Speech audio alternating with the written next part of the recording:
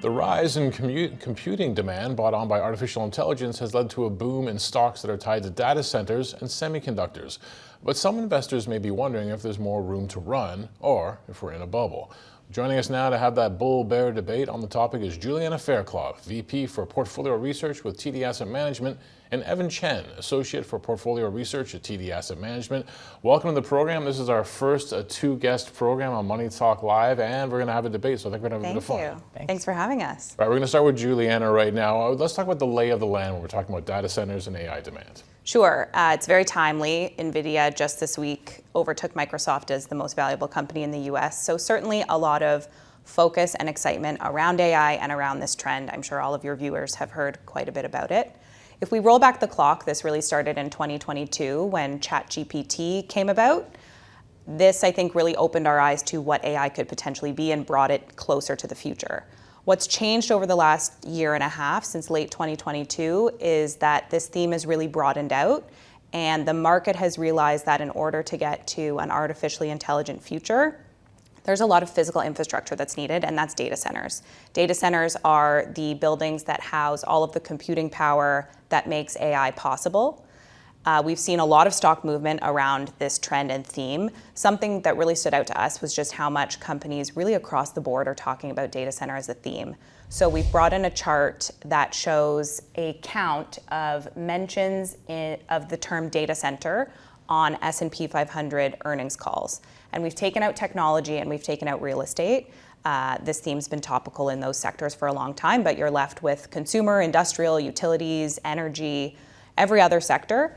And if we annualize the rate of data center mentions that we had in Q1 2024 for the rest of the year, you'll see there that bar on the right-hand side is just an explosion. So everyone's talking about it, companies are talking about it, and so we should be talking about it too. So we are going to talk about it, but of course, when you see this kind of explosive growth, and we've seen it reflected in the share prices of companies, NVIDIA taking the #1 spot, it's the most valuable company in the world. Some people, Evan, will say, is it a bubble or is it not a bubble? I think you're going to make the case for this not being a bubble. So why should we not think it's a bubble? Yeah, so I'm going to make the bull case, and there's really three reasons why. So the first is that we're spending productively. The second is that we often underestimate the potential of new technologies. And the third is that there's barriers to growth and there's bottlenecks there. So let's look at the first one. We're spending productively. So I don't mean you or I don't have that type of money, but in CapEx terms, so for the big three hyperscalers, that's Microsoft, Amazon, and Google, they're going to spend around $150 billion this year for a 10-year CAGR of about 25%. So what does $150 billion buy you? It buys you 13 aircraft carriers, 17 nuclear power plants, or a lot of data centers. So at the same time, revenues are $200 billion for this year. And that's pretty impressive. That's a 40% 10-year CAGR only on the cloud division. So this spending has actually come with revenue and is a really good return on capital at scale. So the second reason is that we often underestimate the potential of new technologies. And I don't mean technologies like the Segway or the selfie stick. I mean big transformational infrastructure technologies, so internet, rails, electricity, things like that. So I want to take us back to the 1800s in the UK. This is when the rails started crisscrossing the United Kingdom. And it really brought with it an economic boom. So in the 50 years from 1800s to 1850, global manufacturing exporting doubled in the UK worldwide, cementing them as a superpower at the time. As well, GDP growth was 1% higher in those 50 years than it was in the past 50 years. So why is this the case? Well, it's really three reasons. That manufacturing hubs could become bigger and more connected. The second is towns could come up in places that just weren't viable before without this fast travel. And the third is that communication and coordination became easier as messages could crisscross the country. Lastly, there's limitations to this growth. So the demand's far outstripping supply, but we can't build these things as fast as we want. I'm going to have two examples. So the first is Eaton. They manufacture electrical equipment, and their backlog has doubled since 2020. As well, another company, Quanta Services. So this is an electrical engineering firm that specializes in power supply. They're just gated by skilled labor. They've mentioned it's a scarce resource, and you can't just go out and buy experienced engineers who want to work in the field to plug everything together. Now, this is just an example of some of the bottlenecks that exist. There's others such as permitting, energy availability, real estate availability, and all of this slows down the build out. So overall, we're spending productively, we're underestimating the potential of AI and the cloud, and there's bottlenecks to growth that prevent a bubble from forming. You've nicely laid out the bull case. Juliana has been listening to you lay out the bull case. So Juliana, you're going to make the case for why we should view this as a bubble. I've been listening intently. Evan did a great job. There is always a bear case, so let's walk through that. I also have 3 reasons why we may be in a bubble. The first is we tend to overbuild. The second is that we're already overvaluing some of these assets. And the third is that we might be overhyping AI. So to start with, we've overbuilt. Evan mentioned we find it informative to reference prior bubbles that we can look at in history. So the railway bubble, the internet bubble, and now we're questioning whether we're in a data center bubble. With railway and internet, what we saw was a huge and very rapid increase in capital spending by British railway companies and by US telecommunication companies. This created a huge overbuild of infrastructure, whether it was rail or fiber optic networks or internet capacity.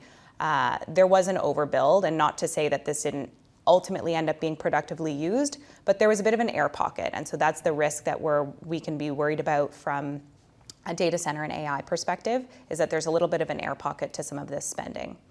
The second is that we may already be overvaluing this theme. We talked at the beginning of this segment about the number of companies that are mentioning data center on their earnings calls. I think it's worthwhile to question whether all of these companies are really that involved in data centers. We have seen instances of companies where they generate a low single digit, so very small percentage of revenue from a data center exposed type of machinery or equipment. And we've seen those stocks get a lot of support on the back of this theme. So that type of excitement and overvaluation is something to be cautious about. And thirdly, we might be overhyping AI. We don't really know what the future holds. For now, AI has no killer app. ChatGPT was really popular. It exploded in late 2022 and early 2023, but it's really plateaued in terms of usage.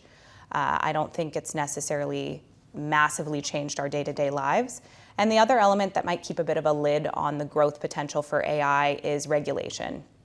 Whether that's ESG-related climate regulation, data centers are quite energy intensive, whether it's regulation around job security or managing employment levels. We don't know what the future holds, and this does seem like a technology ripe for some sort of regulation. I love how you bought the Segway earlier. As a young journalist, I remember all the hype leading into the announcement, and then the day of the Segway, you're like, that's it? Just a little thing that you drive around? Great layout of the bull and the bear cases. Evan, what are the investment implications here? Yeah, so whether we're in a bubble or not, we've laid out some of the risks, some of the mitigants to data centers and AI. And really, this is a broad theme. So, across sectors, across business models, there's a lot of opportunity there for things that are adjacent to data centers. It's not just tech, it goes further. And what we've done is sort of bucketed stocks into 3 different groups with data centers. So the first is tech and tech adjacent.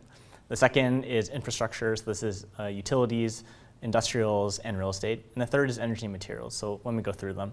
First is tech and tech adjacent. This is the most obvious play they can think of in data centers. So it's like NVIDIA, it's Microsoft, it's Amazon, it's Google, all the things that go into data center and the people who build them. The second is that infrastructure layer. So in industrials, people who sell the power, people who sell the cooling racks, so Vertiv, there's the quant services I mentioned earlier. Utilities that have power demands are going to grow over time and they're going to benefit. And lastly, there's real estate. You got to put all these things somewhere, so these companies should benefit. Lastly is energy and materials. They need a lot of energy, they need a lot of power, so natural gas has done well, and nuclear has done well on the potential of we're going to attach a nuclear power plant to one of these data centers. Materials, we need copper to wire everything up and create better connections with the power grid. So while there's a lot of debate around if we're in a bubble or not, we think this is an important theme to consider for all investors because it affects everything.